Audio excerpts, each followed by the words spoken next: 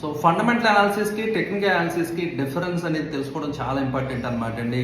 So fundamental analysis focus ఏం చేస్తుందంటే ఒక కంపెనీ యొక్క షేర్ ప్రైస్ ఎందుకు పెరుగుద్ది, పెరగడానికి రీజన్స్ ఏమైనా ఉన్నాయా దాంట్లో, సో ఆ కంపెనీకి అంత వర్త్ ఉందా లేదా, సేల్స్ పెరుగుతున్నాయా లేదా, ప్రాఫిట్స్ పెరుగుతున్నాయా లేదా, సో ఇవన్నీ కూడా సో ఫండమెంటల్ అనాలిసిస్ యాంగిల్లో మనం థింక్ చేస్తాం అనమాట అండి.